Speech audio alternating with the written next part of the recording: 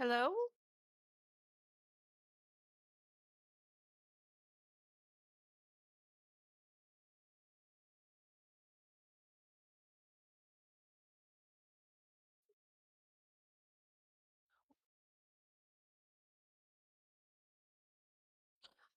Oh,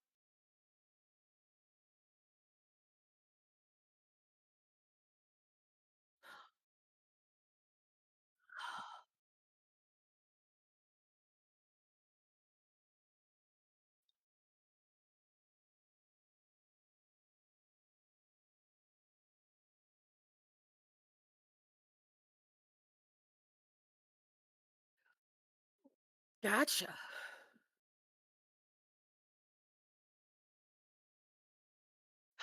Right.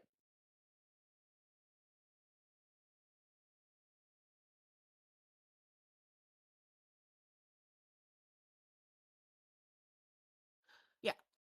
No, I mean, it happens.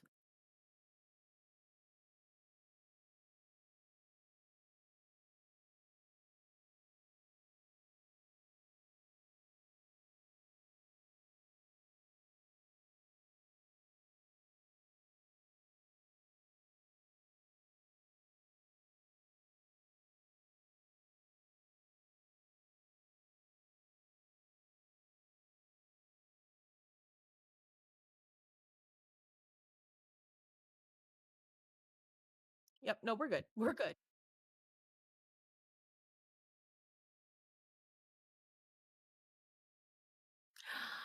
Oh,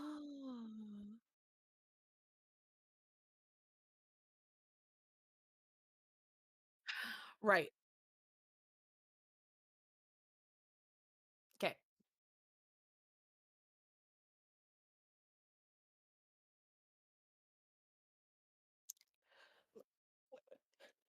Sometimes it just takes a little trial and error, figure things out. We're fine. We're fine.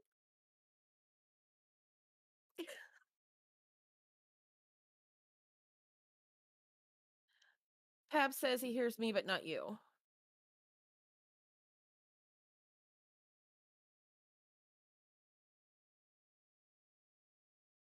Thank you, Pab. How about now? Should be able to hear me now. So pretty much everything that I said was not caught. And I still hear an echo from your end for me. Yeah, so we had a little bit of an audio issue. In one of the sources, um, we had a test thing there, and it had a URL link for a screen share, and it was playing while Kris was talking. I'm aware of this, and I was hearing it, but Kris was not hearing it.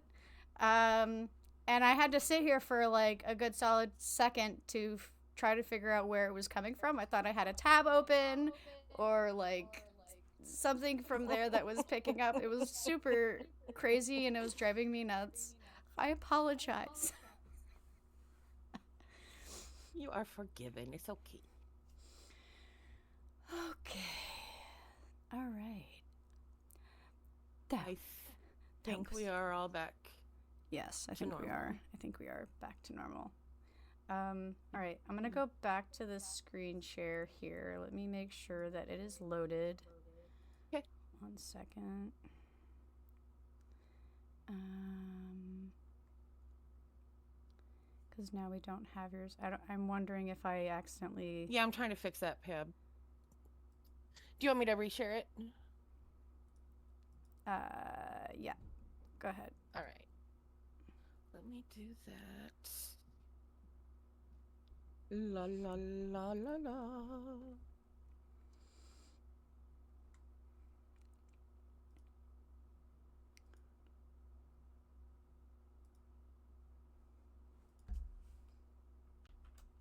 You should have that now.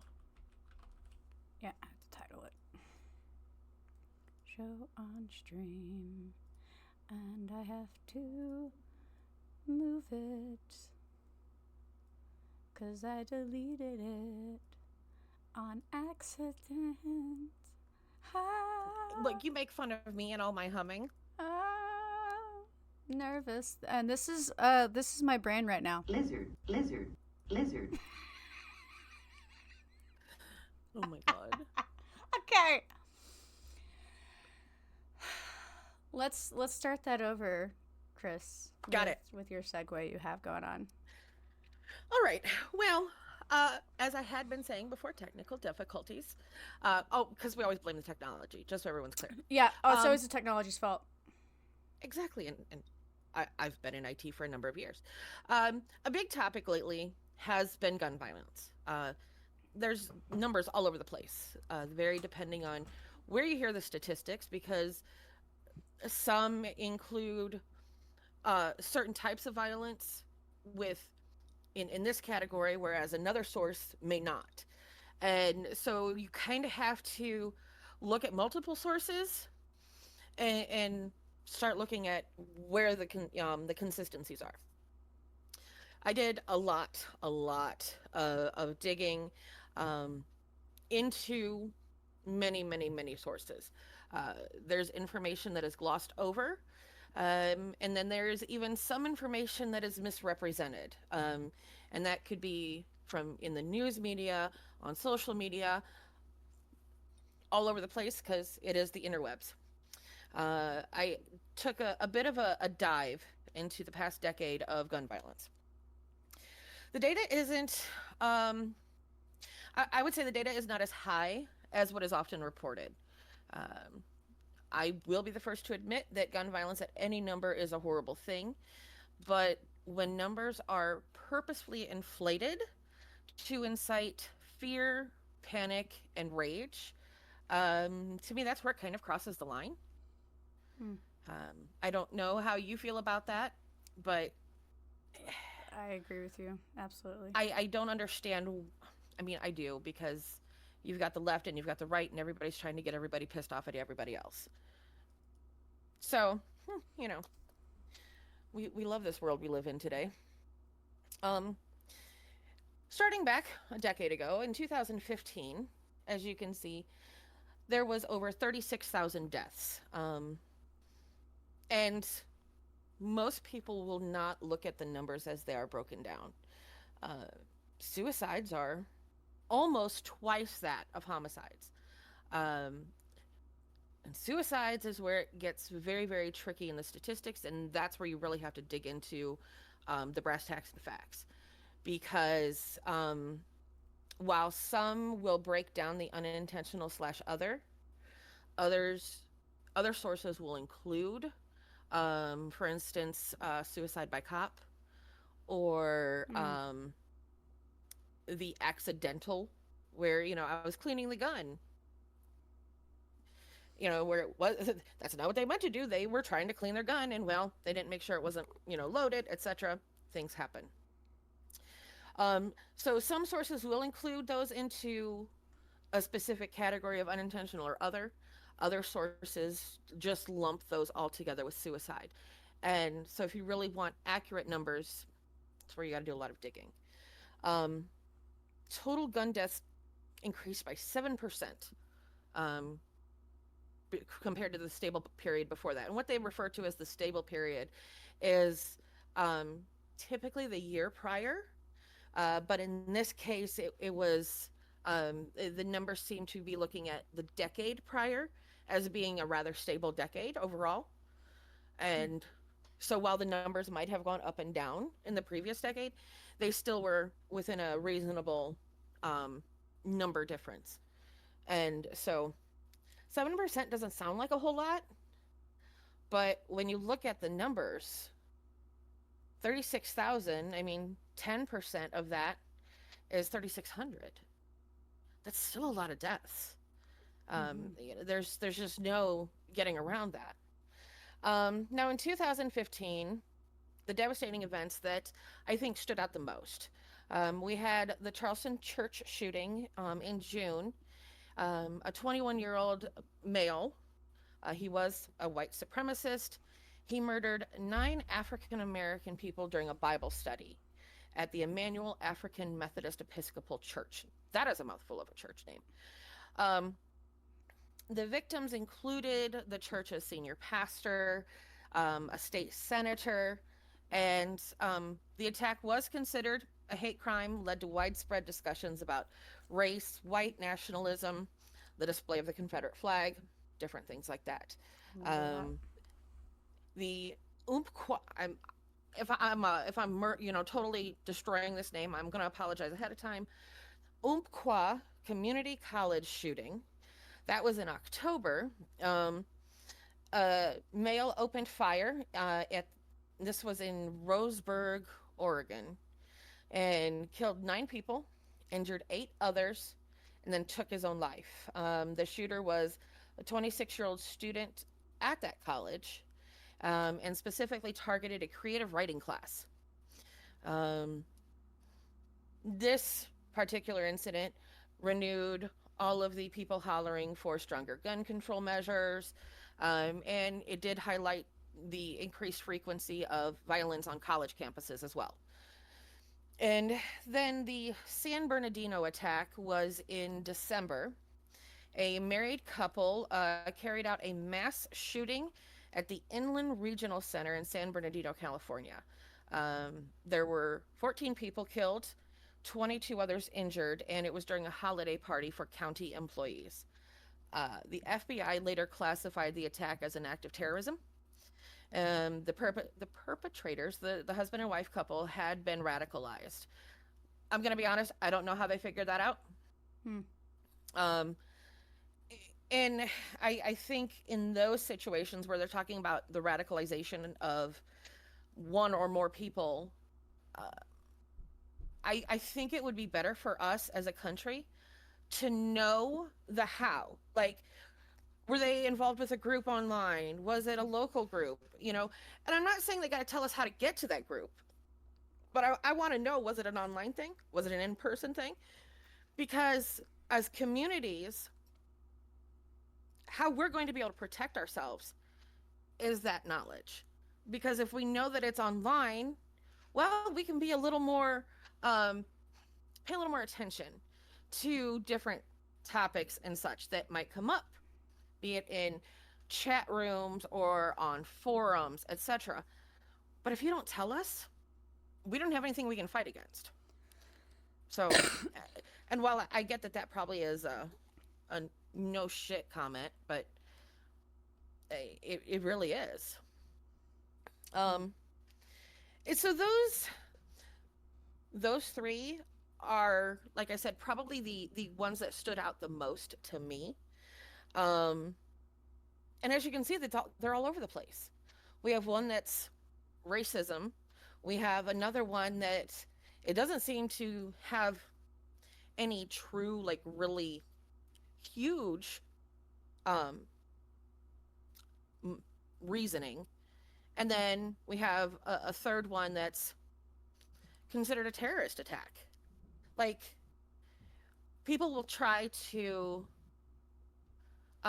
organize, categorize, justify different violence by how it's categorized. Hmm. And a lot of people always try to categorize gun violence into homicide, suicide, and mass shooting. But I don't really think it's that easy. I think it's way more complicated than that. And I mean, you'll see as we go along with the numbers.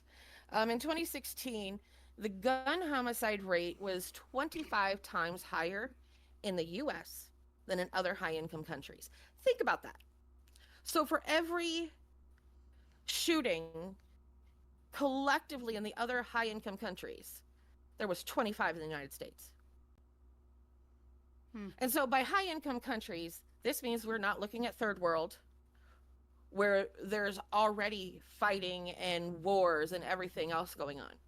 We are looking at countries like ours, Canada, UK, France, Italy, all of those types of areas that they're just as advanced, the whole entire over, from food and water and cleanliness, etc.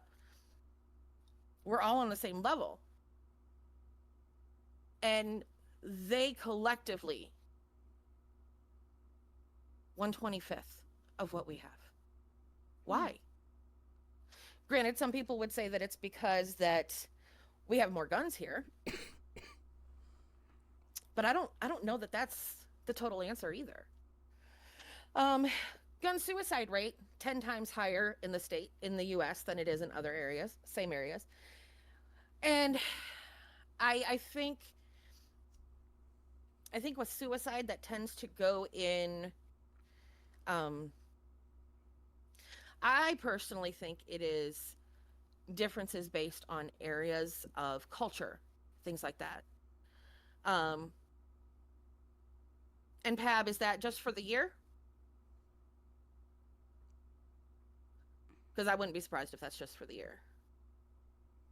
Pabs says at least 327 mass shootings in the U.S. as of today, which is October 4th, 2025. Um, yeah, we it's everywhere, and our numbers here in the United States are absolutely insane. I agree. Um, Yeah. the U.S. ranks at the 93rd percentile for overall firearm mortality. So, like it says, 92% of other countries have lower rates than we do. Thank you, Pab. Pab does believe that this is for 2025 was those numbers. Um, once again, that means that only 6% of the world of countries are worse than us. That's crazy. And I would venture to bet that that 6% is probably war zones, Mm-hmm. which is insane. Absolutely insane.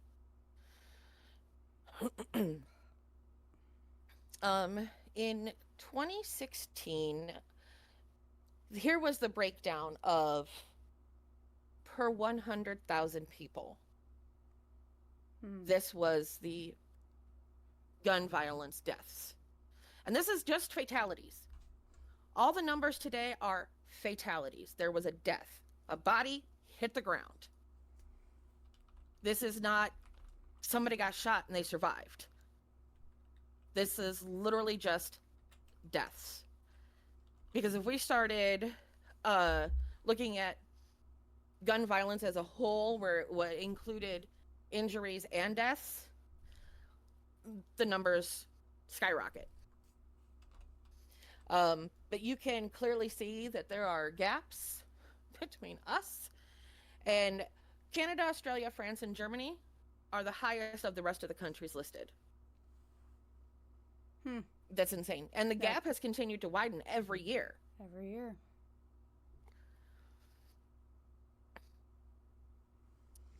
Now, total gun deaths for 2016 through 2019. You can see that overall, the numbers, I, I hate to use the word consistent, but they're fairly close together. Suicides were about 60% of the totals in 2015. And while there were some mild variations, that maintained the same percentage through 2019.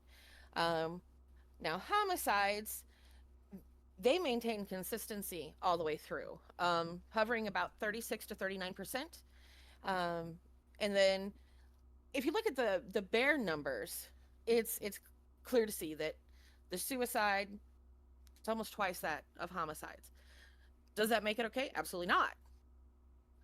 But the suicides aren't talked about nearly as much as the homicides are.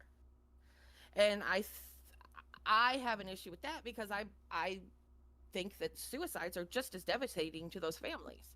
I agree. Yep. Granted, in those instances, it is one family. Whereas when it's homicides, there's multiple families involved typically. I don't think it matters how many families are involved. We need to be addressing all of those. Um, one statistic that I do know, because I come from a family of military members, every branch, we hit every branch except Space Force. That's the only one nobody's in. Um, 22 veterans a day commit suicide. And most veterans will commit suicide with a firearm. Hmm. And so, while that isn't obviously all of those numbers, that is still a large number. Um, the average for every day of 2019 was 81 gun deaths per day. 65 of those Jeez. were suicides. That's crazy. Yeah. It's fucking Like, absurd. granted, I get that the US is a large country. But when you look at the numbers overall, 81 gun deaths? That's more than one per state. That's crazy. That's absurd. Crazy when you Yeah. really put it into perspective like that, like how many deaths Yeah. per day. That's It's staggering. Um Now, in 2016, one of the major events that stood out was the Pulse nightclub shooting in Orlando, Florida. That was in June. The gunman killed 49 people, wounded 53 others, and the attack was the deadliest mass shooting in U.S. history at that time. It was classified as an act of terrorism, but as all of them usually do, um, and spark discussions about LGBTQ plus, gun control, the threats of homegrown extremism, homegrown terrorism, all of those things. But once again, while it does spark the discussion, nobody ever can agree on anything and it takes us nowhere. The Dallas police ambush was in July. There was a sniper that opened fire on a group of police officers that during a protest in Dallas. Um, they were protesting against recent police shootings of Alton Sterling and Philando Castile.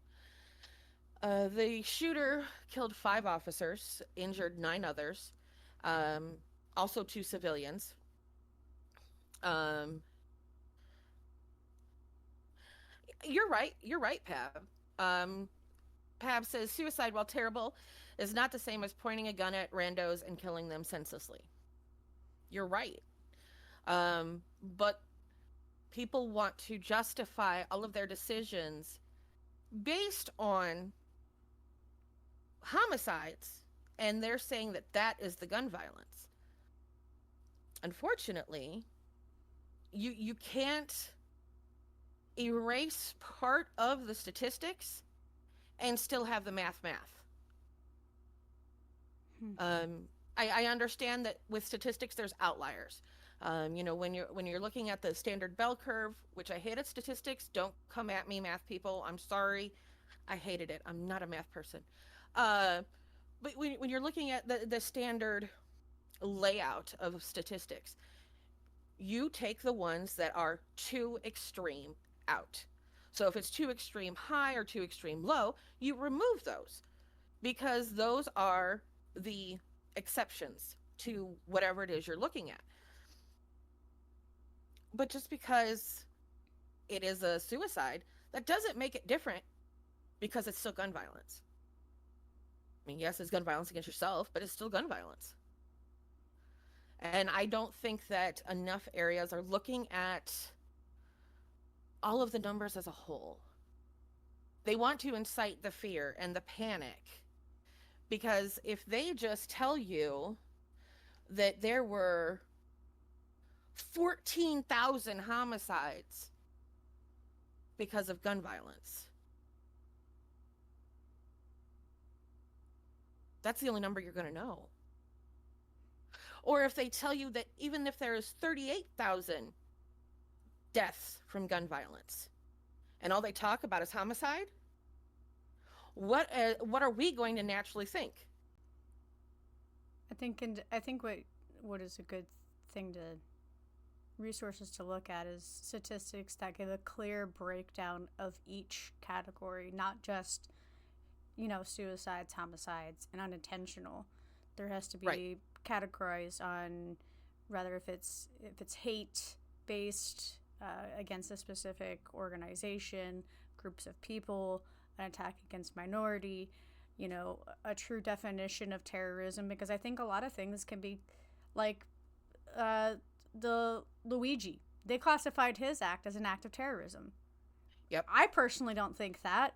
I do think it is an act of gun violence, but I don't take that as an act of gun terrorism. Yeah, I wouldn't That's not see a that as threat terrorism either. to the country per se.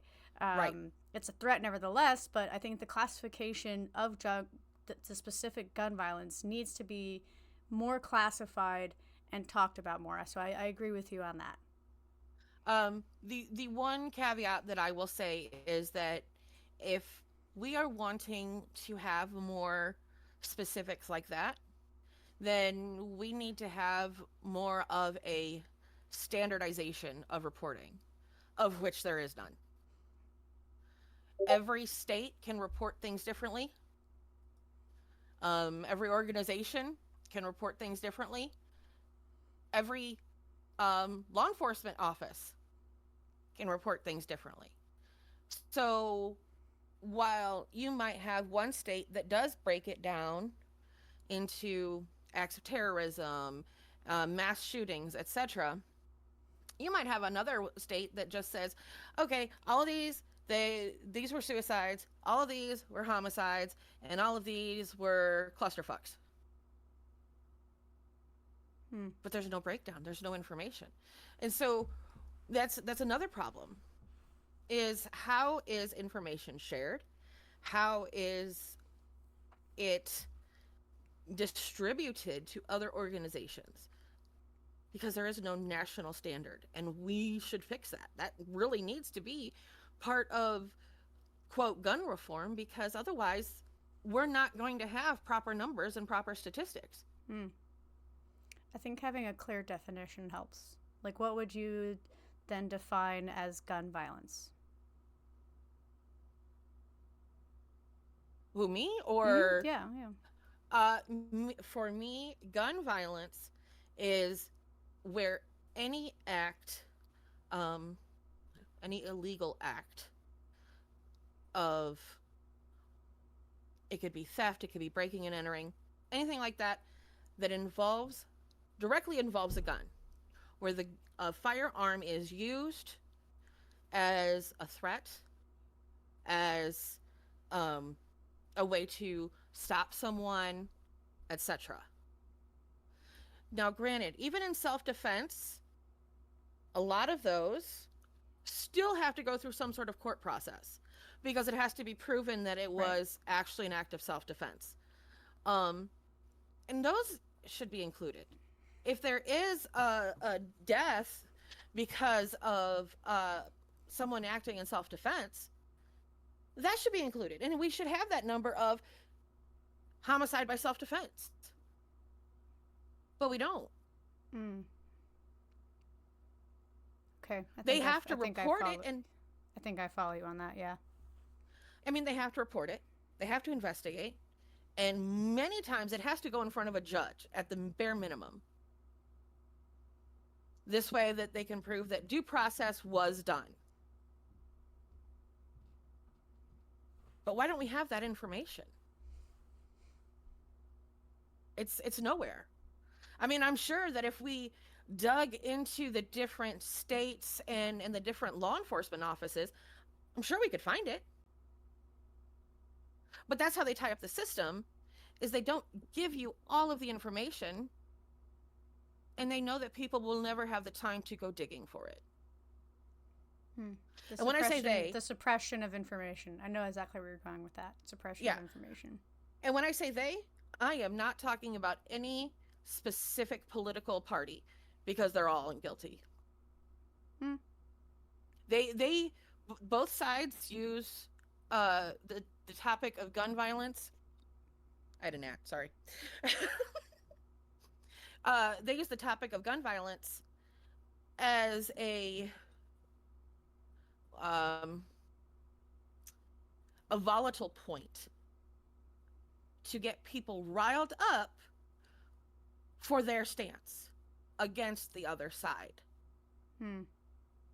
One side might be all about gun reform. The other side might be all about pro 2A. Okay, but none of it is giving us answers, and none of it gives us solutions. Hmm. It's like how Jess always says, it's a distraction. Right. We gotta, get one of her lines in because she's not here. Right. Of course. But I mean, in reality, that's what it's all about, is a distraction. They give us enough to appease, but then they don't think about people like us that are curious as fuck. And we go, wait a minute, 2 plus 2 does not equal 4. What the fuck? And it is going to take more inquisitive people to finally get to the bottom of all of these types of issues. um in 2017, we had the Las Vegas concert shooting. That was all over the news, actually. Yeah, I remember That was in October. The shooter opened fire on a crowd attending the Route 91 Harvest Music Festival. He was on the 32nd floor of the Mandalay Bay Resort and Casino. He killed 60 people. 60. that. Fucking hell. Injured over 400 others. So like I said earlier about the whole, we're just looking at fatalities. Think about how high the numbers would be if we also included just injuries. It's insane.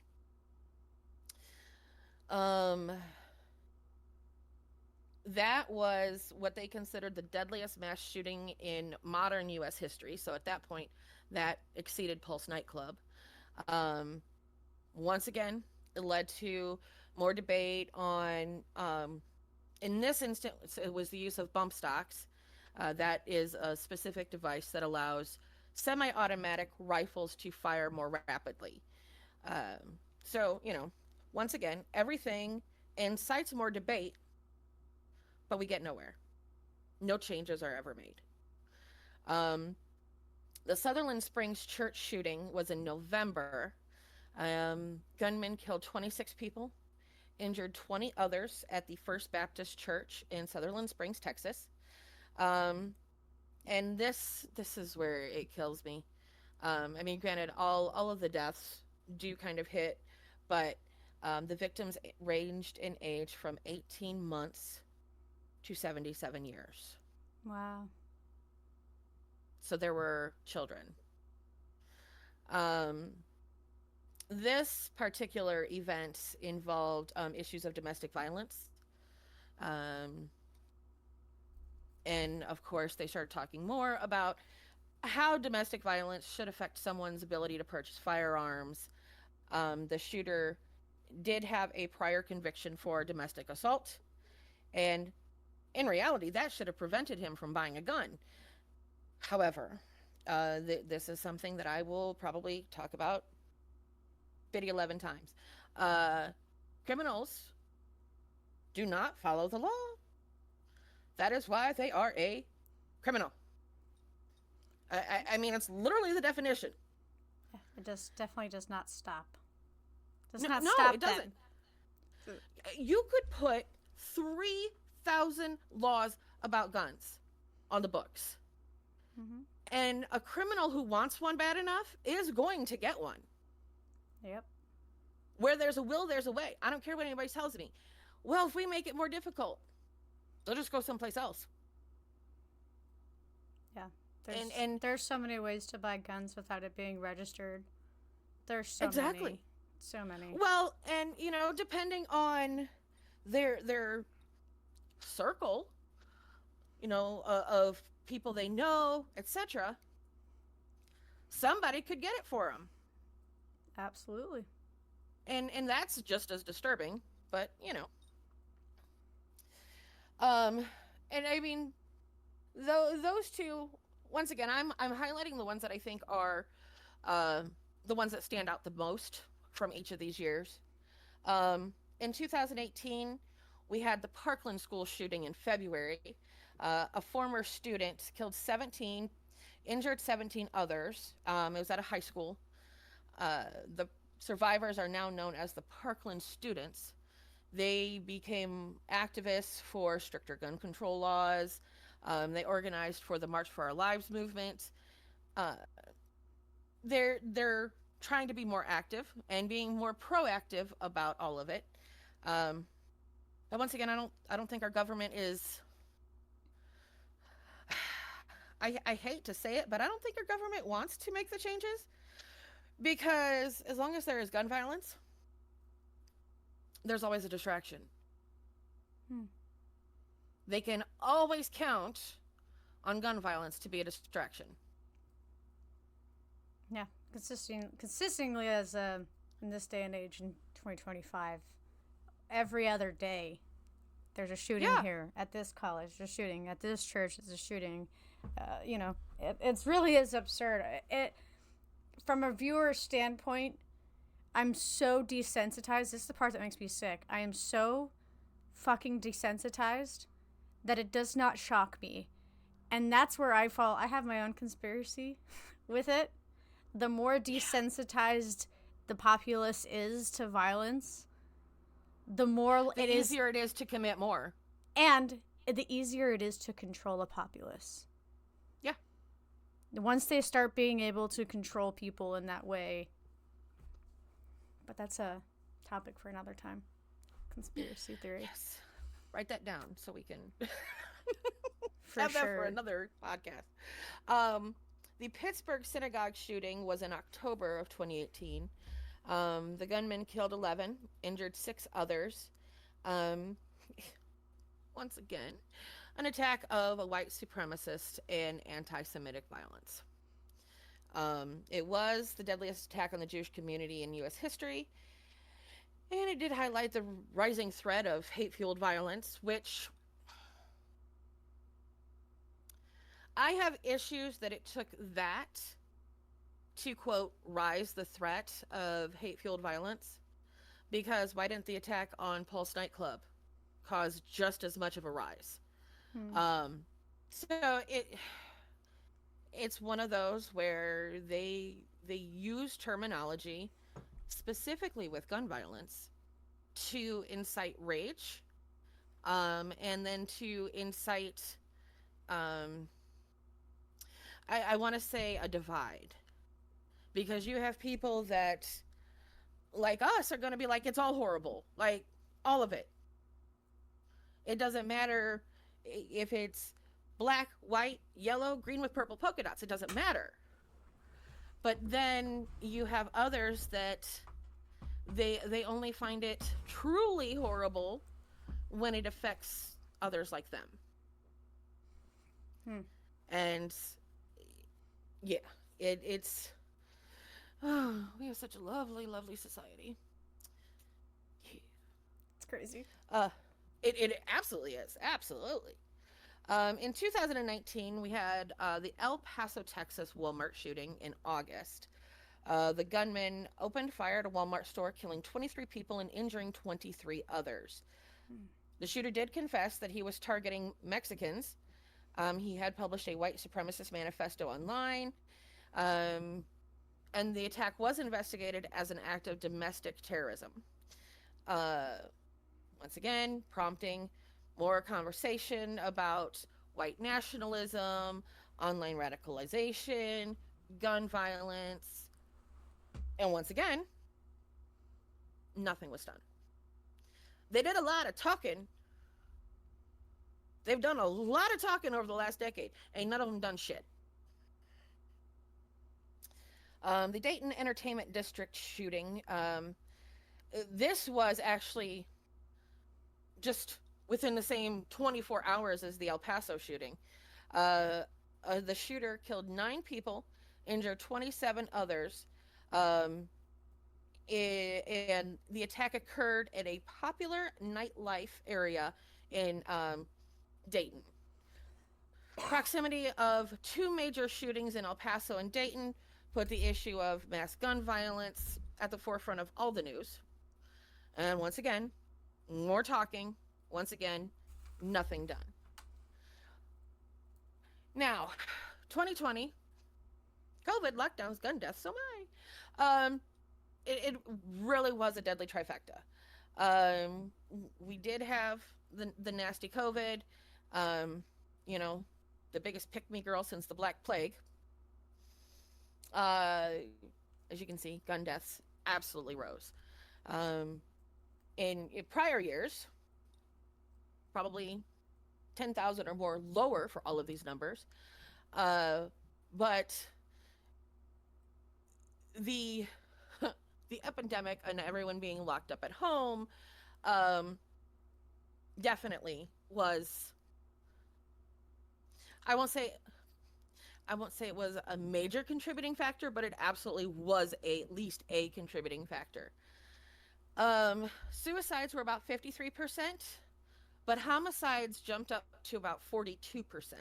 Hmm. Um, the daily numbers look a little more disturbing. 123 suicides and 66 homicides per day. Sheesh. Yeah. Suicides almost doubled per day. Homicides stayed roughly the same, but suicides almost doubled. It's absolutely insane. Um, Now, the devastating events in 2020. Um, the Gun Violence Archive, which I'll say this several times throughout this today, I will be sharing this entire slideshow on our website, and it has the list of the resources that I used and pulled all of this information from. The Gun Violence Archive, also known as the GVA, they reported over 600 mass shootings in 2020. That was like a 50% increase from 2019. Um, we had the Don Carter Lane shooting.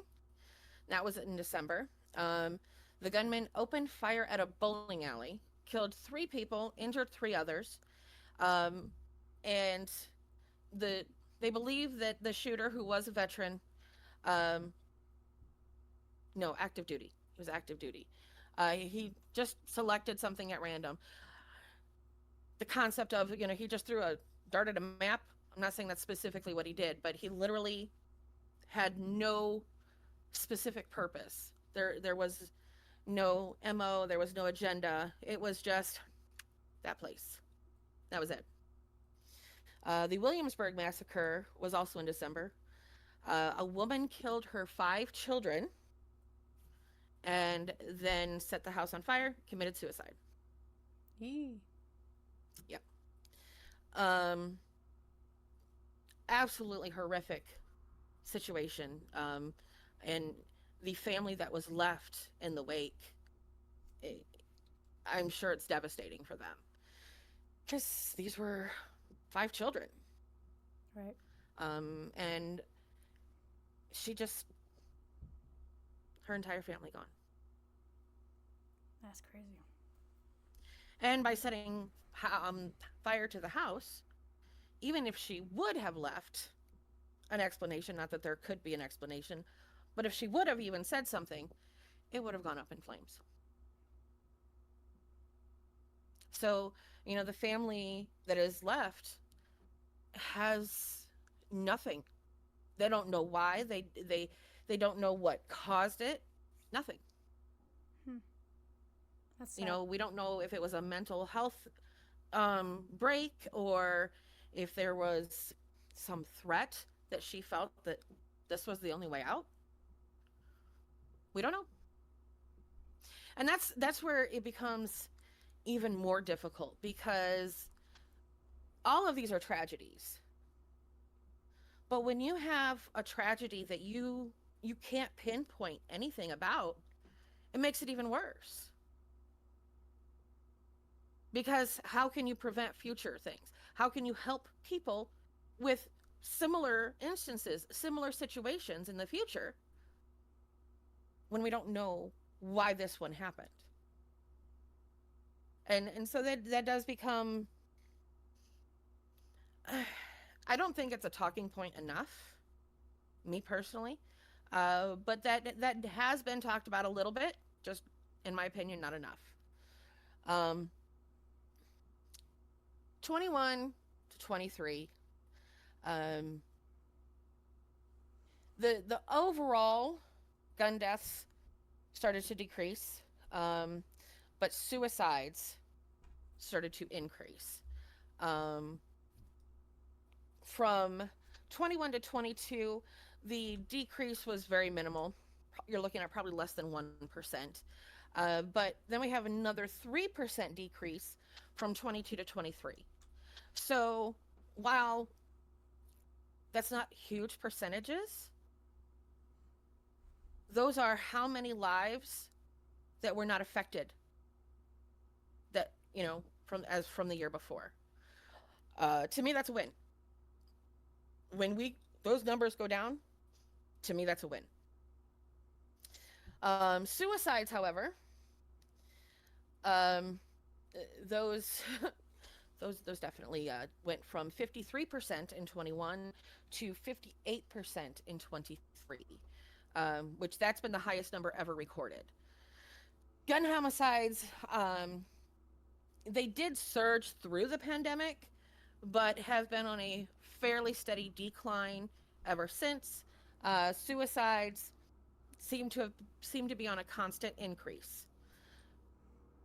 Why that specifically is another thing that we as a society should be trying to figure out why. And we can't say it's just because it's a gun. I agree. Because, it's we're talking about suicides increasing. So, is it domestic violence? Is it abuse? Is it mental health? The options and the multitude of facets that goes into that is enormous. And once again, they talk a lot, but not a lot gets done. Are we seeing the pattern?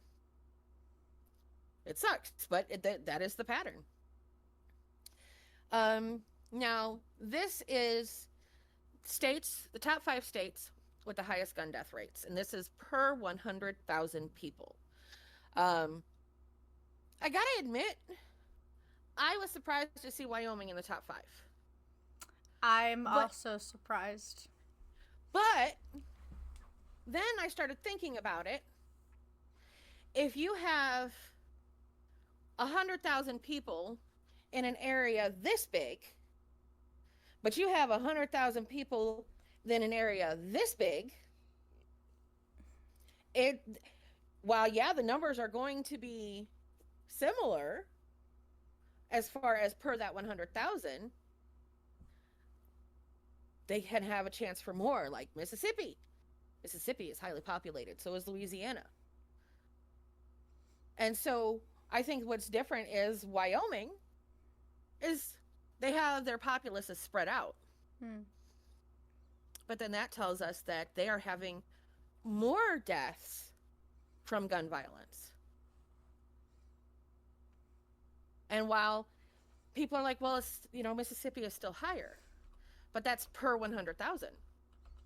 We're not taking into consideration the overall populace of some of these areas. The lowest gun death rates, and this is where the same numbers come into play.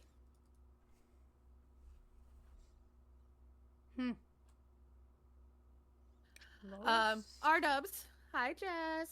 That is one thing, actually, that is another issue. Some states do, some states do not. Some states include those into the homicide. Some states include that into the unintentional other.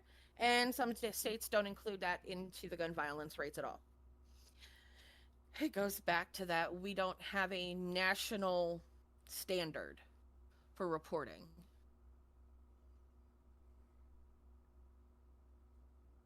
Yeah. And Pab is right. It is the least populated. Economy is bleak. So, gun violence of either homicide or suicide makes sense. But it also goes, when you look at the lowest gun death rates, New York is on there. I thought that was interesting. it goes to looking at what is the overall populace. Hmm.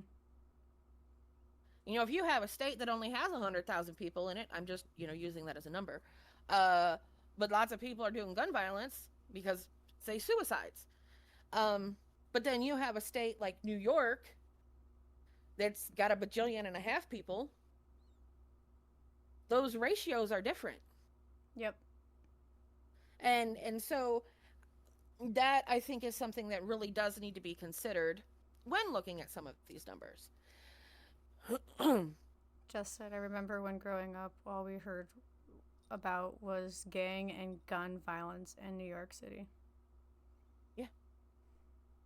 Now, the states with the highest rate of gun related deaths generally are in the South, and then in the Mountain West regions.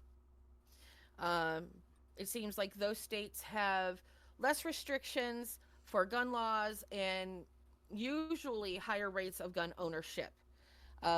For the lowest gun death rates, they are typically in the Northeast and on the West Coast. And many of those areas typically have much more stringent gun safety laws.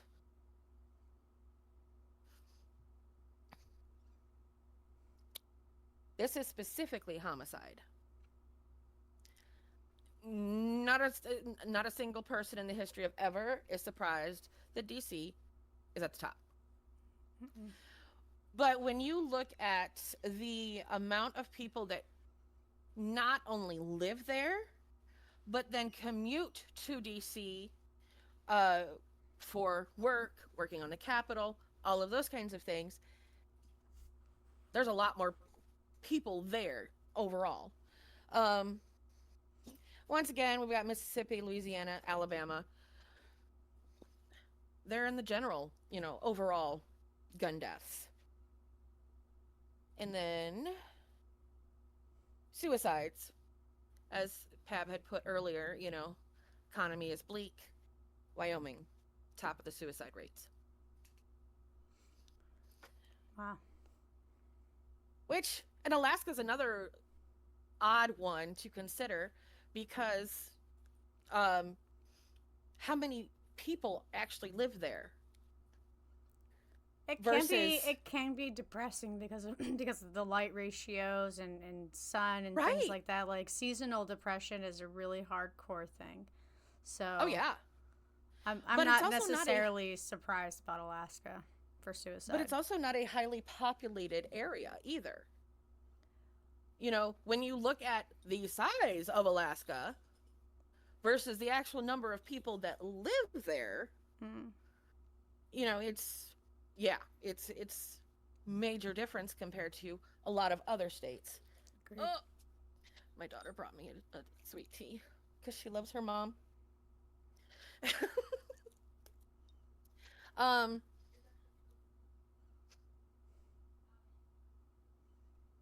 Highest gun deaths. So, this is not just suicide. You know, this is actual specific deaths by number. Texas has the highest number. I can't say I'm surprised. And it's not because I think, and like Jess says, economics and mental health access. Uh, Pennsylvania, while, yeah, it is kind of shocking, but you have to take into consideration that in Pennsylvania, there are a lot of industries that um, are high stress. Like even going back into, I think it was the 80s, there was a nuclear plant there.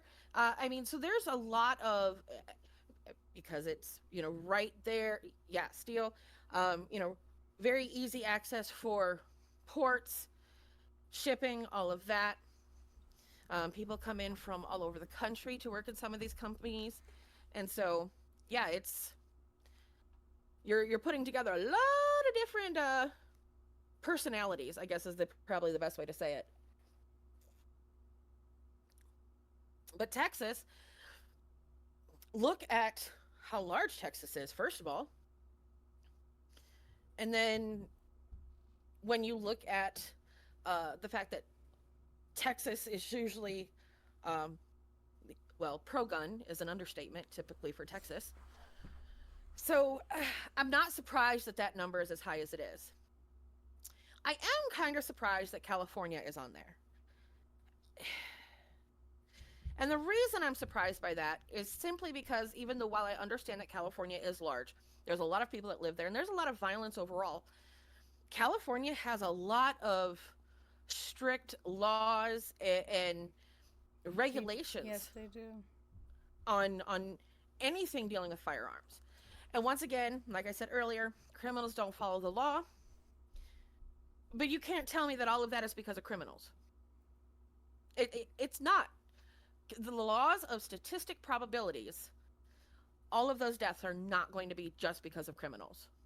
There's going to be accidents and suicides and everything combined.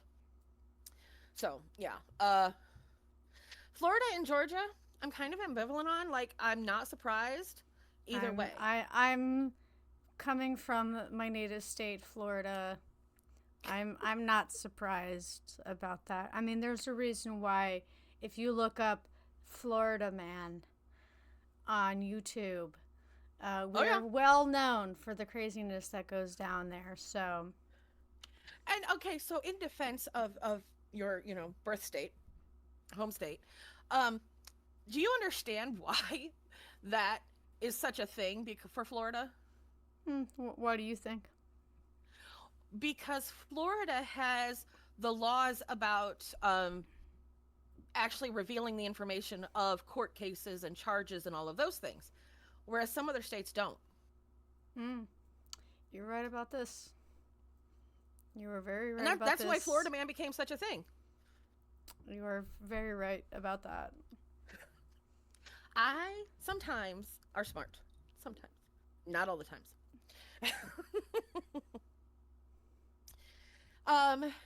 Now, cities. I'm not surprised. Not by a single damn one. I will only speak on St. Louis because that's currently where I am. Right. St. Louis is very unique. For one primary reason, St. Louis is really two different regions. Mm-hmm. You have St. Louis County and St. Louis City. We are the only city, one of the, at least I think, correct me if I'm wrong, the only city that classifies reporting in this way. People say, oh, St. Louis is so dangerous. I'm like, all right, well, where are all the crimes? Where are you getting, like, what numbers are the statistics? Because really, in retrospect, St. Louis is really similar to Orlando, Florida. Actually, very similar to Orlando, Florida, as far as overall population ratio and violence and ratio. So there's a St. Louis City and a St. Louis County, and, then they're like, all right, well, are you including East St. Louis? Because that East St. Louis is not really even St. Louis. That's in Illinois side. So a lot of statistics have that issue. That is, once again, where, like I was saying earlier, and, Ryan asked, is this for city proper or the greater St. Louis area? That's one of the problems. Like I said earlier, and I said I was going to say this multiple times through all this shit, there is no national standard for reporting. I personally think it should be done by zip code. And the reason I specify zip code is because for those of you who maybe are not from larger areas, I am about an hour and a half away from Toledo, Ohio. Yes, that's Toledo, Ohio. For all the older people who remember Jamie Farr, Holy Toledo, all of that, it's right over there. That area, calling it Toledo, has like 4, 5 different zip codes. But you can't tell me that if you have 5 zip codes, that this area's violence is the same as this area way the hell over here. St. Louis and Baltimore, independent cities. City of St. Louis is not part of a county. She's probably correcting me. We shoot our guns in St. Louis to keep the rent. Oh, for fuck's sake! You know, that is a thing. So you talked about zip codes. Here's why that would not work. St. Louis has 35 to 40 zip codes associated with it. Yeah. Yep. But if you break that down, those are in very distinct, specific areas. You don't have a zip code that's got a little bit over here and a little bit over here. It is, this section is one zip code, this section is another zip code, this section is another zip code. And so while would it require a little more information from the agencies that are reporting? Well, yeah. But all that shit's going to be in a police report. It's not like they don't have that information. They're going to know what, and like Jess says, Indianapolis has 56 zip codes. They're going to know what zip code that violence was done in. Because I'm sorry, if you work in that area, in that precinct, you know what your zip codes are. Are the only two independent cities in the U.S. separate from their counties. Isn't that interesting? Thank you for clarifying that, because I knew there was another area that had county being separated from the city as far as zoning and policing and things like that. But I think that breaking things down by zip code would give us a more accurate picture of where the violence is, where it if it starts to move, we'll be able to see the shifts. It gives almost in real time. Yeah, it gives a more clearer understanding of specific areas versus an area as a whole. Like in St. Louis, for that prime example, it will give a much more clear. Everyone who knows here usually knows that, hey, most of the gun violence is going to be up north. Not saying that's not solidified only just to that area, but right, it is well known to most people. Like, yeah, most of the violence, not all, but most, happens up north. And if you have things by zip codes, you would be able to go, see, all these zip codes are way up here. This is our zip codes down here, and you will see that 90% is here, 10% is here. Yeah, you can tally up close to Michigan. Everything's done on the palm. Yeah. So I think that a zip code reporting system, once again, going back to that national standard, would be the best bet. Because we could have that be a national standard. We would then be able to see trends as they move. That would help law enforcement, because they would be able to see where their efforts are being effective, right there by looking at the zip codes. And while yes, I understand for a lot of people that involves more, information or whatever. However, yes, Jess, absolutely. And I know that Jess will definitely sit on my corner, sit in my corner on this one. There's no reason that they can't organize the information in such a way that as it comes in, it could automatically be populated into a chart, into a graph, or into another format for people to then be able to look at it, etc. Well, yeah, and Jess, I used one of your lines earlier that this stuff is the distraction. If they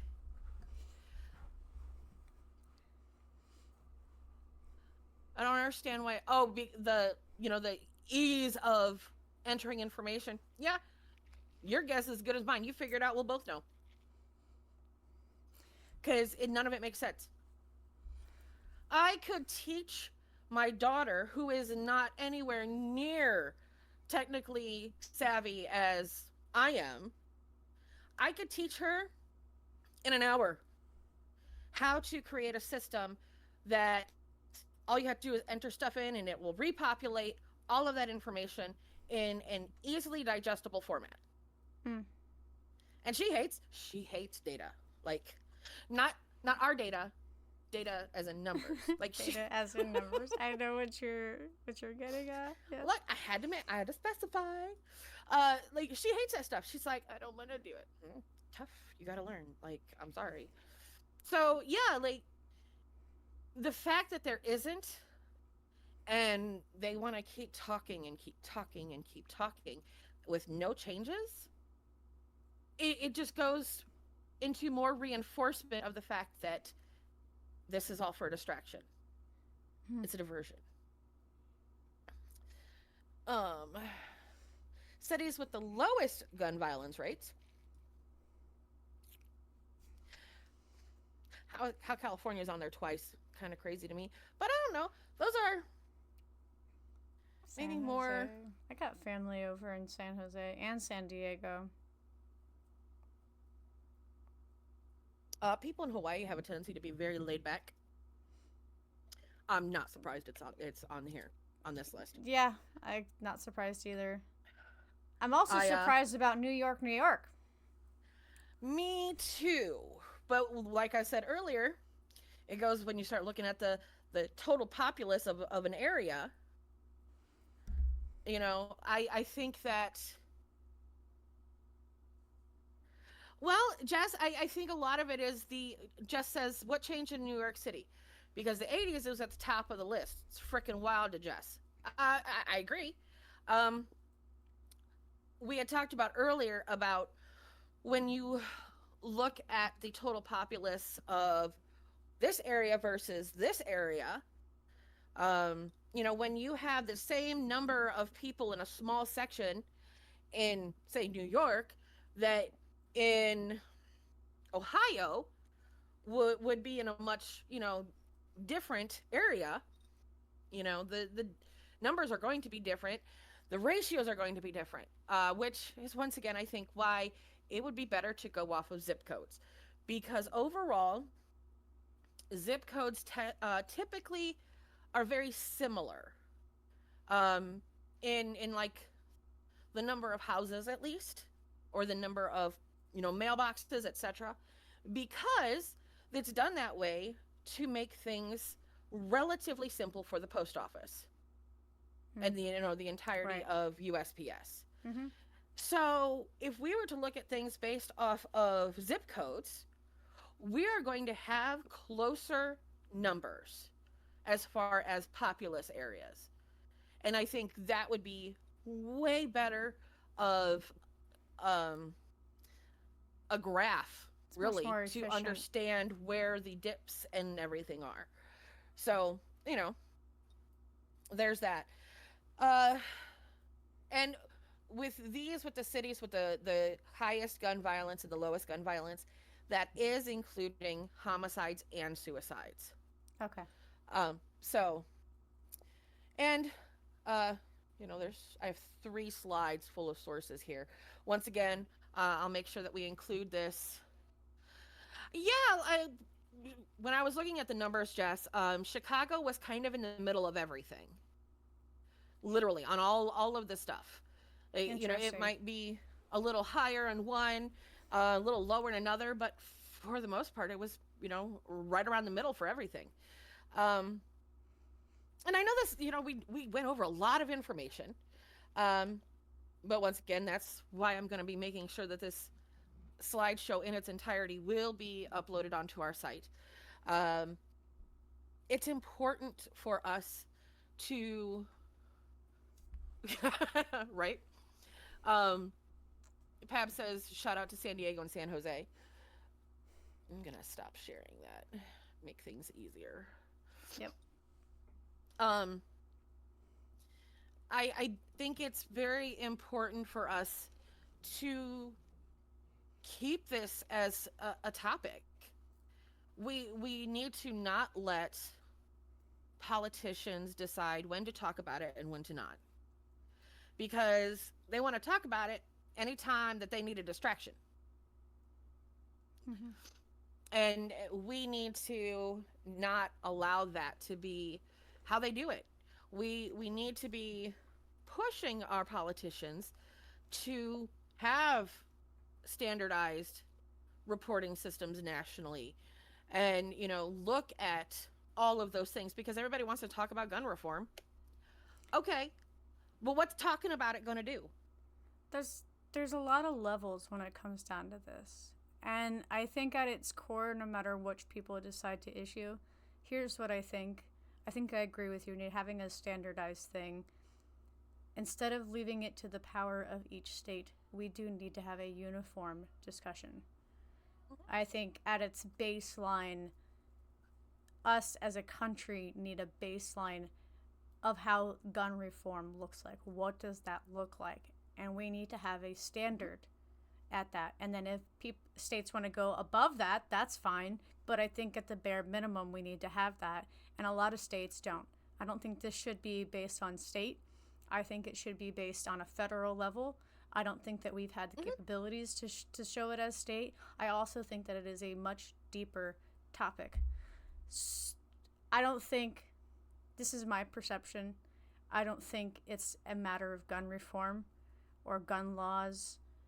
I personally don't think that has, I mean, it has a part, but I think there's absolutely a deeper issue to that we need to talk about more than just the act of itself. I mostly agree. I do think that some of it is the laws, some of it is the regulations, because I think some of these laws and regulations have just been grandfathered in for 50, 11 years, and nobody does anything. Nobody changes any of those things. And most of the time, those benefit the good old boy system. And don't take into consideration anything with mental health or safety, or making sure that, hey, nephew over here ain't supposed to have a firearm because he's got 3 violent felonies in his past. But because Grandpappy said he wanted him to have one, lets him have one. Too many of those things happen because of the fact that old laws are not being reviewed. Well, and none of the gun laws are being reviewed. I'm gonna disagree with you. I do think there are states that are making reform. There are states that have lower restrictions and there are states that have other restrictions, but I do think that in a way, even if it is slow, there is reform that's happening. But I don't think they're looking at some of the existing laws. Which is why I don't think it has anything necessarily to do with laws. I'm not going to sit here and say that, oh, well, laws isn't a factor. Laws is a factor, absolutely. But if we look at the overall statistic, the rise of homicide, the rise of all of these things, we have to stem back to, where did it start? Yeah. What happened as us in a society as a whole? And I'll tell you this, it has nothing to do with policies on guns and gun ownership. I say that right now. It has nothing to do with a person owning or not owning a gun. No. And my takeaway from all of this is, behind every gun violence, there's a story. A person shaped by their environment, their pain, their circumstances. Someone didn't just wake up broken, molded by the world, and look the other way. Right. And I don't know how things were for Jess, but for me, because I grew up in a very rural community, the town I grew up in, we had, I don't know, population of 600 counting cats, dogs, and chickens. It was a small community. If you burped on one side of town, your mom on the other side of town would know if you used your manners and said, excuse me. It was that small. Right. I used to see guys come into school all the time with a gun rack. And they had shotguns. That was common. Even in my area I grew up in, that was extremely common. Right.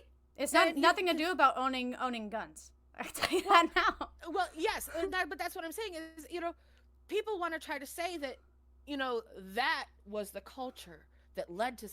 No, No. because I know some of those dudes to this day, and they are some of the most well-rounded individuals I know. Right. So it's I know people who have never touched a gun and never will, for whatever reason, but they're well-rounded. So I don't think it's whether or not someone owns or doesn't own. It's really what you're saying. It's where's the story start? Right. Where is there once upon a time? Because it's a deeper issue. It's more of it's a social issue. Like when we talk about violence, are we really talking about what happens when a society stops caring? How about when systems fail, when communities crumble, or when like isolation becomes louder than empathy? And I think as we meet the rise of like technology, social media, things like that, there is going to be a spike because we're more isolated as a community, and in our education system it's showing a blatant example of how it's failing us. And Yeah. Because it's just like education fails, poverty's become normal, people start to lose hope, and anger ends up filling that void. And and it's not even that anger is filling the void. I think that is the case in a certain percentage, but I think for others, and I hate to say it this way, but it's a monkey see, monkey do. right. It's the environment. It all ends up going around to a cascading thing, because it isn't necessarily about the violence. It's about the conditions that it creates, the social cracks that we've just learned to just step over and pretend that they don't fucking exist, and I think that's an issue. Yeah. And with education as a whole, there is too much of a disconnect between what's actually needed versus what they tell us that kids should be learning. Does that make sense? It does. Also, that a lot of information is lies, skewed information, not being told the truth. As an adult, and I've told you guys this before, that like my educational and my childhood background wasn't necessarily the greatest. It wasn't until becoming an adult that I started slowly learning. It's been an ongoing process. It's not an ending thing, but simple thing as history, our world history, where we come from, how our society was, how it's been, where did we start. I have so many examples on things I was taught for about history, for example, but wasn't talked about when I was in school. So I had this miscued conception until I became an adult, and I was like, holy shit, I was lied to. I was betrayed by the education system. Yep. And then, just the lack of resources, depending on the environment in which the school is in. That is a huge factor. We need to... Oh, yeah. Education, early childhood education, parental involvement, all of these things are key core things that we need to talk about and pay attention to, because gun violence involvement is a huge one. Huge. Because I don't know when it happened, but at some point, people stopped thinking that they had to also teach their children, and they have this thought well, they go to a school, and that teacher only has them for 8 hours a day at most. There's also the iPad baby thing. And it shows a lot. Oh, yeah. And And So it, I get a lot of shit because my son is like, I'm not gonna lie or sit there and deny that technology thing. Yeah, he's all submersed into it.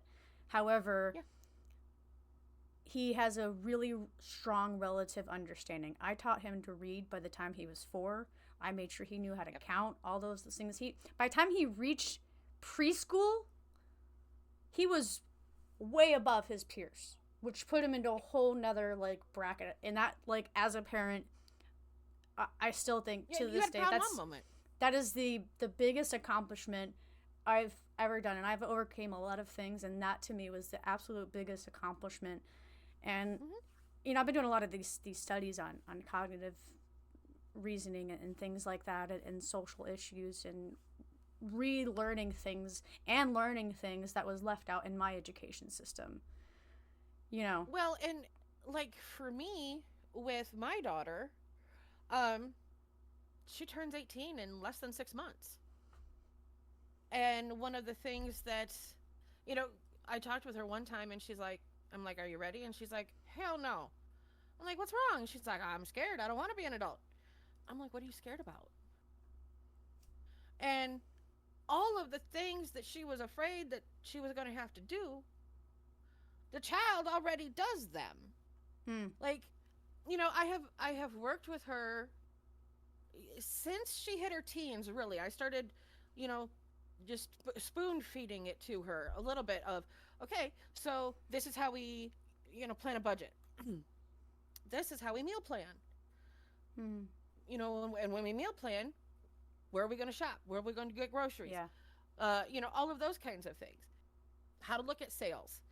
And is it just normal human things that we have to do? Well, yeah. But if we don't teach our kids, they're not going to know. exactly. And also giving They're them access to diverse information is also helpful. Mm-hmm. And my daughter, don't get me wrong, she loves her games. She loves her technology.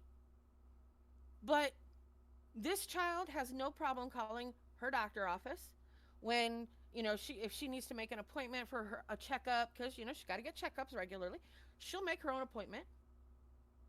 She will make her own appointment for well, with vaccines she had to have because she's a senior, so she had to get vaccines before she started her senior year. She called and made the appointment and was like, hey, I know, because she has access to my schedule, I have access to hers. She's like, hey, I know that you are free on this date at this time. I need to go to the doctor's office. Okay. She now works. She's in charge of her own money. And I have told her, you should be setting aside a certain amount right now because you do have the freedom to do so. You should be setting aside at least 10% in savings. And she's like, well, what am I saving for? Whatever you want. Hmm. You might want to get, some a major upgrade on your phone that's going to cost you $400. You might want to get that. And guess what? By saving up money, you don't have to worry about it because you'll have money saved. Yeah. You can start saving up for your own vehicle. And because you don't have to worry about a whole lot of other things right now, this is what you can do. And I told her one day because I was talking with some other friends, and they're like, she does more shit than I do, and I'm in my 30s, and that's kind of a standard of a lot of my friends. And I told her, I'm like, here's a list of my friends that you know because you've hollered at them before when I've been when I've been talking to them, and they have said you do more shit than they do. Mm-hmm. They don't want to call their doctor's office. They'll put that shit off for 6 months if they can. But she knows that when it's time, she just calls. Yeah, And teaching your kids is important, and a lot of people don't do that. And more importantly, from what I've been studying, it's the fundamental years in which is the most crucial. Also taking into account the environment in which you live in has a major impact oh on yeah, what you have, what you believe in, your health issues, your the brain development, like it all has a huge significant problem. Impact. It has, yeah, that's what I meant to say. It has a huge impact, but I think at its core is teaching kids, being a part of their lives and engaging with them, giving them resources, but sometimes, unfortunately, due to circumstances, for the vast majority of people, that is not an option. No. Not an option. Some people, they're just not they don't have the skills, they don't have the resources, their family environment has not been supportive enough, their generational issues, their generational and trauma, their issues have been passed down from one to another, that's the world that they live in, and it is hard. And I can only speak from my perspective. I can't speak on other perspectives. Well, and also I think at some point, I don't know when it happened, and I'm not saying this is everyone, but at some point, parents forgot how to talk to their kids. To just talk. I think that's always been an issue. And I think each generation has its own thing. And again, it all goes down to how a person was raised. Right. I was raised by my aunt and uncle, sorry. I was raised by my aunt and uncle. Like, my aunt and I, we have a really great communication. Versus me and my uncle, like, he has a very authoritarian, very right-wing mindset. I can't have a conversation with him at all. Like, that to me sounds like an argument more than a conversation. Right, and it's like I have to be very careful about how I say things with him versus like my aunt. I could say things and we can have a conversation and interact, and she'll challenge me and I'll challenge her, and that is what's engaging. You know what I mean? And like I had that with my mom. I mean, my mom and I were two peas in a pod. Like, my mom was my partner in crime till the day she died. And with her, I could go to her with anything. And I did go to my mother with anything. I could talk to my mother about literally every part of my body. My boob hurts, Mom. Why does my boob hurt? Yes, I had at some point called my mom just random morning. Mom, I woke up this morning and my boob hurts. Well, did you sleep on it wrong? I don't know. Right, yeah. My mom was so used to me asking such off the wall questions that to her it was nothing. She would just have some answer for me. But I'm the same way with my daughter.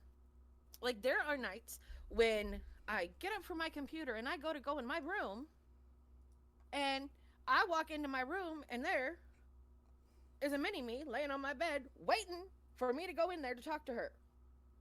I'm like, why are you on my bed? Waiting for you. Duh. Yeah. And she will talk to me about all sorts of shit. Mm-hmm. Oh, and just there's so many families out there like that. And it's disheartening. It is. And I am the mom that any of her friends can talk to. In fact, I have been the mom that some of her friends have talked to and asked me questions that they didn't feel they could ask their parents. Mm-hmm. Granted, yes, a lot of them have been more on the LGBTQ. But if they didn't feel safe at home to express those things and talk about those questions, I was more than happy to give them that outlet. Right. And Jess, I am so sorry. Now I want to hug you a bajillion and a half times. Because my daughter doesn't get to leave without giving me a hug, a smooch. I love yous. Mm-mm. Yeah, I hear it. So it just goes to show that, like,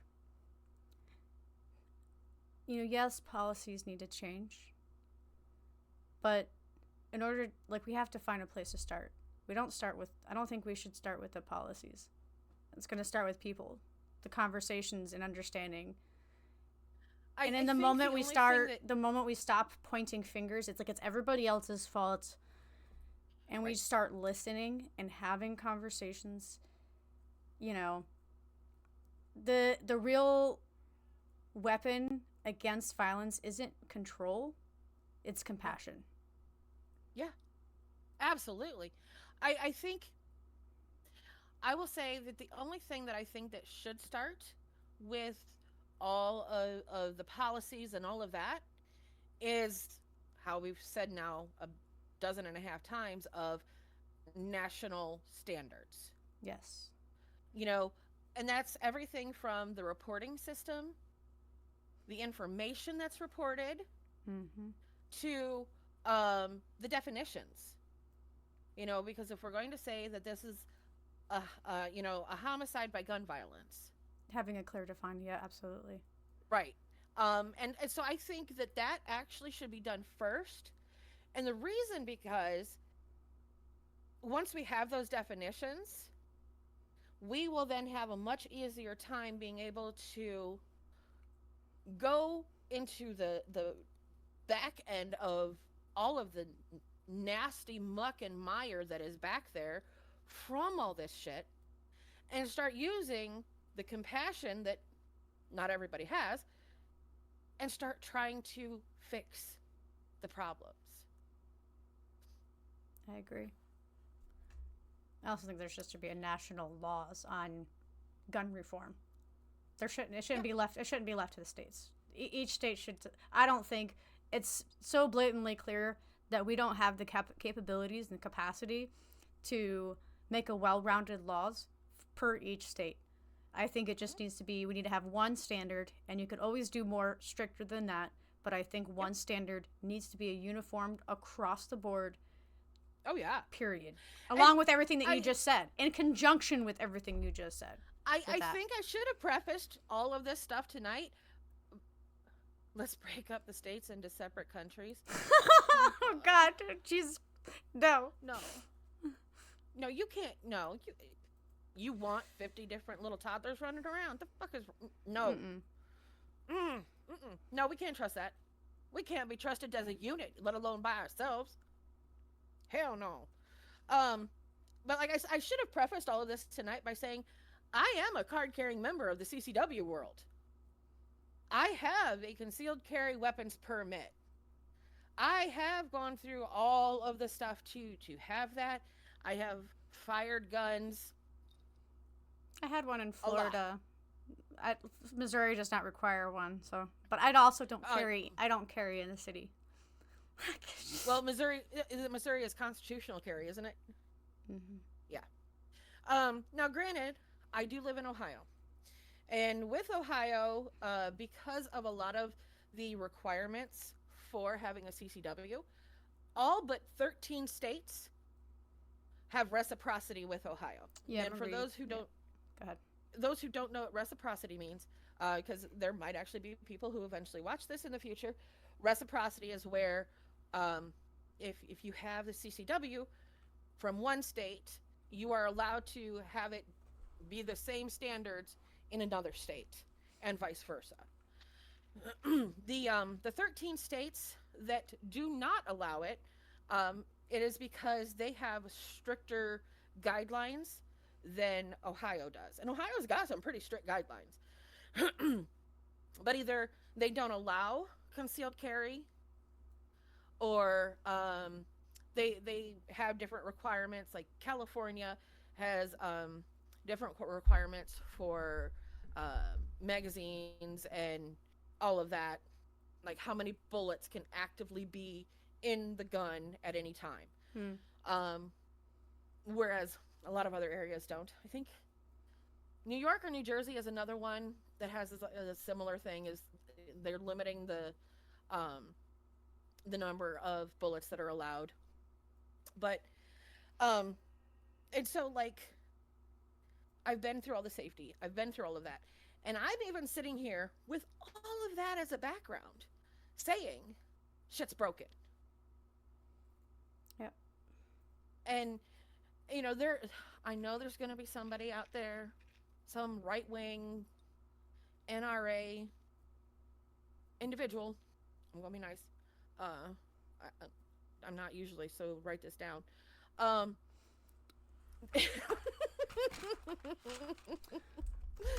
but there's going to be somebody that's going to be out there and go, well, if you fired a gun, then and we don't need to have gun reform.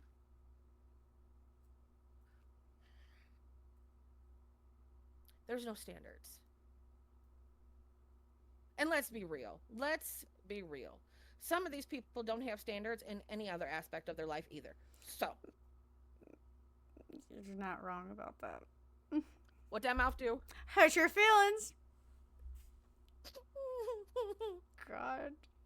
Jesus. Yes, absolutely. It it is a it is a weight that until you do it, you cannot comprehend. Hmm. Not the harming someone part, the actual holding that object in your hands. If you've never done it, you can't understand. On the other hand, I also don't think that everyone should ever hold or fire a firearm because it's not for everyone. There are some people that cannot fathom the idea of having that for personal protection. And a lot of them are tenderhearted, but that's why there's people like me. Oh, I do Mental agree. health check should be a requirement. I see. Yes, I agree with you to a level, but then I have a whole like separate thing. I'm really like confused on that. Where's the limit on that? So people Well, who have like bipolar, like I have bipolar, does that mean right. that like when if you make that a requirement? Oh well, now I can't carry a gun legally. I think that there would have to be some serious discussions with mental health professionals. Yeah. Um, because I think with that, there are people who, for instance, there are some individuals on the autism spectrum that should not have a firearm. Mm-hmm. And it is not because that they would hurt themselves on purpose or they're going to go, crazy and shoot a bunch of people. It is because that some of them cannot put two and two together about the gravity of what that object is. Right. Justice said, I don't think it's necessarily about the diagnosis, but more about the capacity to harm others. And that makes Yes. sense. And that I think having a uniform, we have to be very like it's such a gray area that it can be easily misconstrued and then used against you in the court of law, being like, well, you should have never had a gun because of this. But I think a like Right. diagnostic type test or like an assessment where you say, do you have the capability of hurting somebody? Yes, that. I'm gonna have to agree with that. But Okay, so it's with that, such a fine area between like mental health, cognitive abilities. Like there's certain things that do need to be off the table if they have a certain diagnosis, autism or something like that that prevents them from being able to be. we love you, Jess. Yeah, I love you. Just um so with the whole being able to hurt others. When I went through all of my classes to get my CCW, the one thing, well, I won't say one, the topics that were discussed are number one, and this was the exact statement: keep your booger picker off the trigger. Oh yeah.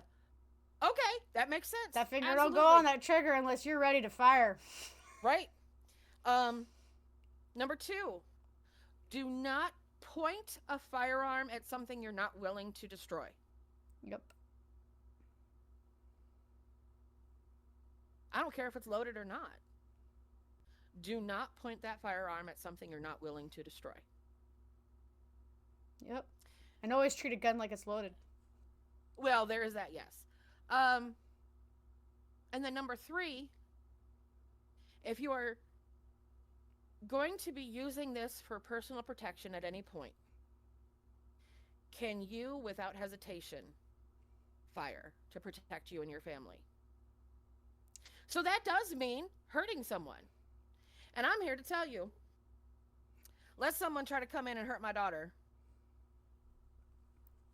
Sometimes also, I think, the element of sound, which is why they recommend a shotgun as a good home defense. Oh, yeah, because the sound of the racking. sound of itself can scare people away versus just a racking the bullet into the chamber.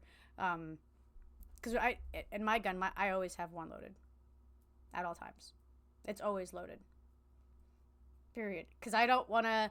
The reason I do that is because in the spur of the moment, I might freeze and forget. I am not civilian trained. I would love to be civilian trained. I would love to take classes. Those classes are like, some of them can be a little bit expensive, you know. Oh yeah. But at any rate, at any level, even just watching and becoming familiar with the gun, dry practice ammo, that's a thing. I've got 4 bullets that I keep for dry practice firing. Getting familiar, sitting in different areas of your house or where you keep the gun most is highly beneficial, because then you get used to just wherever you have it. If it's on you, it's on your person. If it's on a holster or in a specific location, in a nightstand or something like that, getting used to getting it and going. Training yourself. You know, I think that mental training needs to be done. Civilians have a lot of playing room when it comes down to civilian combat. Right. And you know, I know that this is being recorded, and people can take this shit and save it for a millennium. I don't care. Someone comes into my home that is not invited, that is not allowed, and you try to hurt me and mine. Nope. Adios. That's right. A lot of states, like we had for us, is always research your states, because there are certain laws that might be a liability to you, but there is a lot of states, stand your ground laws, castle law, like things like that. I do know that you cannot shoot someone in the back. Like if someone is actively running away from you, you can't shoot them. Yeah, don't shoot them. And I mean, that's just asinine if you do. But if someone is rushing you. And one of the things that was talked about in a lot of different classes that I've taken over the years, people are like, well, I just want to hurt them. I don't care. I know that some places will teach you to injure. In that moment, to save my family and keep my family safe,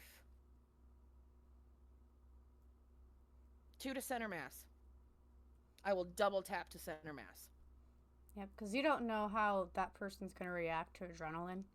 There's people that they can get shot in the chest, and unless it's a fatal shot, like death on the moment, some people keep going. I've watched videos of guys that literally got shot like 20 fucking times, and still, because their adrenaline, maybe substances are an issue, they just kept face falling off. They just kept going. Like, it. Sickening. Yep. Sickening. Yeah. And like I don't do it to be cruel to anyone. I don't say that to be cruel to anyone. But it's a matter of life. It's a matter of life and death. If it is a matter of life and death, and it is me or them, self-preservation. Yep. This has been. I don't have self-preservation in a lot of other ways, because I will run my mouth all day. However, in that instance, I'll still probably run my mouth. I don't know. I'm not kidding anybody. Probably. Kris, this has been a really great talk, and I think your research you did was great, and I think your solution, your call to action, what you think would solve the issue, at least in one regard or a few other regards. I think that's That's good. And we do need to talk about it more. We do need to bring into light more. So, Yeah, and I think we need in bringing it to light and in talking about it more. It needs to be less about a dividing topic and more about um compassion, yeah. empathy. Fixing the systems that are obviously failing. And I think that's at its core where we really need to focus on. And I think listening to people, showing people that Mm-hmm. they matter, that they care. Communication. And It goes a really long way, more than people like to you want to try to admit, but when you communicate, you can get a lot done. oh yeah. And another thing that I'm sure people will totally disagree with me on, and that's okay, I don't care. Um, there are people the country over who are currently in jail for life because of firearm offenses. A lot of them would be willing to talk to people and tell them their story. Hmm. I'm not saying that it's going to get them out because it's not. They still got they did the crime, they're going to do the time. But if they can help one other person, some of them would absolutely be willing. Yeah, absolutely. There might be And somebody like out I there. know Yeah, that there's there I probably a know lot that of there people are that are out cold there. yeah. I know that there are cold heartless bastards out there. I know. However, not all of them. Yeah. Some of them just made a stupid fucking mistake. Mm-hmm. And they'll tell you that. Mm-hmm. And the fact that we are not um utilizing that information is it, I think it's doing a disservice to the country and doing a disservice to those people and to the victims. It's a well-rounded problem, and there are a lot of organizations and tons of research papers talking about this kind of thing all over the place. But I think the biggest takeaway is every other day, what's do we see on the news? Hey, this person from this background shot this place with this, context, and instead of it being like, yes, those things are important to know, for sure, when that kind of Yeah. stuff happens. But I think the general mass news media needs to be talking way more about how we can change that. But I Mm-hmm. think continuously, every time it happens, blowing it up is not the way to do it. I don't think we need to be seeing that every day because all it's going to do is continue to desensitize us to that, and then broken people are going to see that, and then you're going to get copycats. You're going to get people that are going to aspire to that, and they're going to be like, well, I'm doing Mm-hmm. this because of this. Also, I don't know if you realized that, or if you noticed, not once did I say the names of the offenders tonight. I did notice. Stop giving them their 15 moments of fame. Yeah. I don't think we need to be, if anything, we need to be focusing on the people that got hurt, people that died, Mm-hmm. the families. Granted, there might be some that might actually want peace from that. Some people are Right. like, they just want to go on about their lives and not have the public in their face anymore Right. with their sympathies. Some people, it's hard enough. Like PTSD, even when you lose a family member, is really hard. Mm-hmm. And having your name constantly in the media can also be hard. So I think people who want to have that recognition can have that. And I think people who don't want to have their names blasted, I think it should be, Right. person, age, anonymous, female, anonymous male, Gendo, etc. whatever, Yeah. non-binary person, trans, it even has to have to be based on that, but it could just be Right. age and, like, I we have to protect the people that got hurt on that. Mm-hmm. But If it's especially And if it's based on a specific statistic like an attack on LGBT community or attack on Jews or attack on, a certain minority group, absolutely make that a point because we need to make sure that that is a thing that happens. yeah. But I think that one of the biggest problems with news media is, I'm going to say, they unintentionally, because I really hope it's not intentional, they unintentionally sensationalize the shooters. Oh yeah. It's all about viewership. It's Yeah. never I won't be able to tell you when news stopped being news, but there was a time and age where it used to be a Uh, unbiased source of information at one point. Maybe not when you and I were alive, but at certain point there was news that was no, out there because I that remember talked watching the about news when I was younger. that talked about news in the way in which we see it now. And that's where I think social media, the rise of high technology, you know, Yeah. instant feedback loops, echo chambers that I mean you just get stuck. The algorithms on all of these apps, you just get I I used to watch the 6 o'clock news and the 11 o'clock news with my grandparents when I was younger, and then I usually watched the 11 o'clock news um, when my oldest was a baby. So I mean, he was born in '98, and I think, I personally think it was still at least decent news reporting then. So I personally think that the shift happened in the 2000s. I think that, and I don't think it couldn't have happened overnight because everybody would have made a stink about it.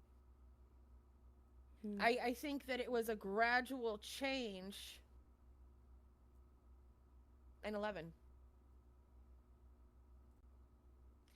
I think 9/11 was the hinge point, the pivot point. a lot of people might second you on that. And That the reason I say as the that, country as a whole, there was a definite shift, pendulum right, shift. and because it went from reporting the news, and you make your own decisions, to, we want you to be outraged. We want you to be angry with us about this topic. And because look at everything after 9/11. Yeah. Look at all they did to, um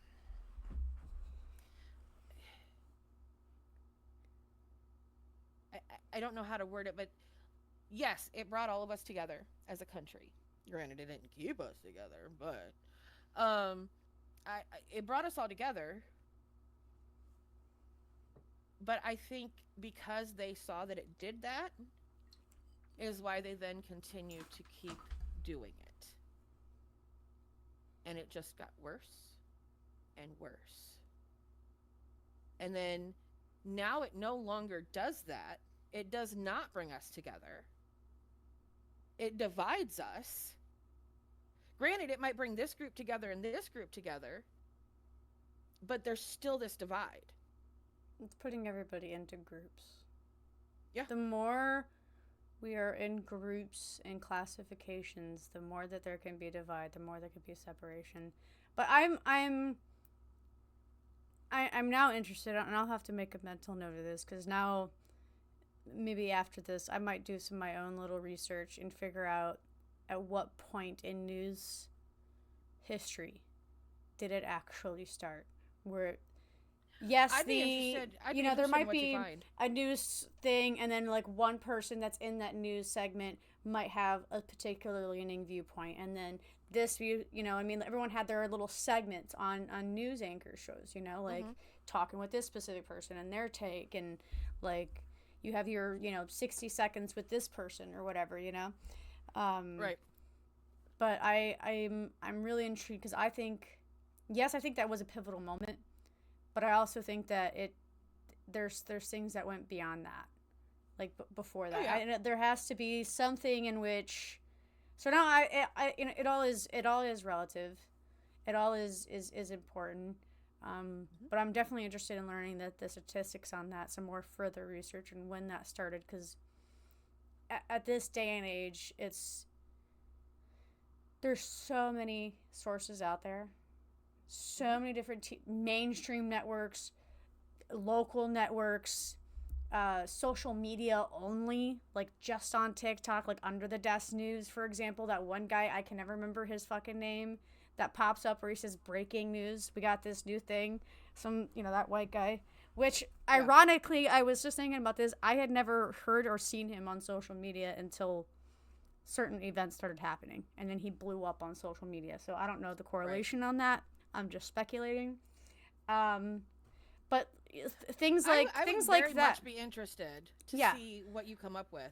Yeah, Which also, if anyone has suggestions for things that we need to do a deep dive on, that you want to hear what we find, send the suggestions to us. Requests at ramblingsofthemed.com, and one of us will pick it up. Depends on how many requests we get in at any given time. Might take us a minute, but we'll look shit up. Deep dives, yes. We all have a little bit of the tism, so some of us a little bit more than others. So with this specific subject, I'm doing my own side quest with this information and my own research. So this is kind of goes along with my hyperfixation that I'm working on right now. But and I have a few other things coming up that I'm currently doing some research on that I think is probably going to send you on some more other side quests. We'll find out. Sorry, not sorry. I'm up for the challenge. I'm up for the challenge. Before I'm done, I might actually pull you in and have you help me with it, because some of this is like, what the fuck? You should see what I'm working on. You should. I just got done reading a 72-page document in conjunction with reading a textbook, like on and off, like. Yep. It's so for those watching, most of the time we do not share our topics beforehand, because we like to get the genuine responses. Like, yeah, we study and we did the deep dive, but the other people don't find out until ta-da. Ta-da. Surprise, motherfucker. Some fries, motherfucker. Sorry. That's an oral stim when someone says surprise. I'm like, some fries, motherfucker. My boyfriend and I do that shit all the time. Fucking crazy. This has been great, and I think it definitely starts the communication line of where we need to go with it. And I think at the court, I have to keep coming back to it. I think, going back into compassion, talking with people. And I know, especially with how people are, regardless of where they land on the political spectrum, those types of conversations can be ridiculously hard, if at all it can be achieved. Some people, it won't matter if you give them facts and statistics. Some people just don't have the mental capacity to listen. No. But they definitely want to talk. But I think finding the right people that are willing to listen and have a discussion, I think that's the kind of people that we need to be trying to find. Like, overall, just in life, like, people that want to listen to us, listen to this type of stuff, this is the type of people that we want to listen to, is someone who's willing to listen to outside of that. Well, and people who are going to challenge your thought process. Because if we're not going to challenge each other, then it's like you were discussing the other week. It's just an echo chamber. Yeah. I mean, like, my best friend, he and I, we agree on so many different things. But I'm not here to sign up to co-sign his bullshit. He's not here to co-sign mine. If he acting a fool, I'm gonna tell him. The fuck? Right? Yeah. And he will do the same to me. And it's, if you can't have someone like that in your life because you can't handle, being told that you're wrong or having someone challenge you, then you are part of the problem. Yeah. End of discussion. Full stop. Like, definitely part of the problem at that point. I agree. Oh, your camera went out. Did you do that on purpose?